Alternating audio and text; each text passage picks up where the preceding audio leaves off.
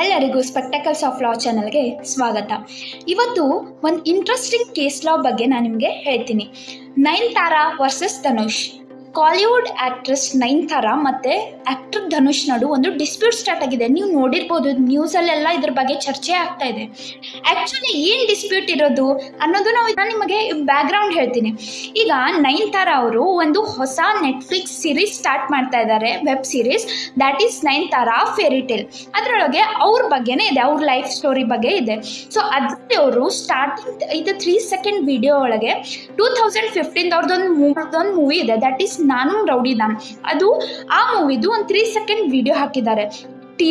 ಈಗ ಟೀಸರ್ ಬಿಟ್ಟಿದ್ದಾರೆ. ಸೊ ಆ ಟೀಸರ್ ನೋಡಿ ಧನುಷ್ ಅವರು ಇವ್ರ ಮೇಲೆ ಲೀಗಲ್ ನೋಟಿಸ್ ಕಳಿಸಿದ್ದಾರೆ. ಏನಂದರೆ ಈ 3 ಸೆಕೆಂಡ್ ವಿಡಿಯೋಗೆ ಧನುಷ್ ಅವರು ಓನರ್ ಆಗ್ತಾರೆ. ನೀವು ಹೇಗೆ ಪರ್ಮಿಷನ್ ಇಲ್ಲದೆ ಆ 3 ಸೆಕೆಂಡ್ ವಿಡಿಯೋ ಯೂಸ್ ಮಾಡಿದ್ರಿ ಅಂತ ಧನುಷ್ ಕೇಳ್ತಾ ಇದ್ದಾರೆ ಇಲ್ಲಿ.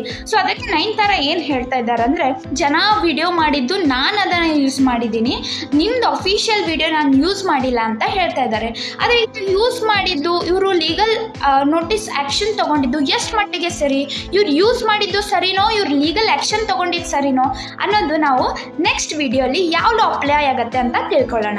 Thank you.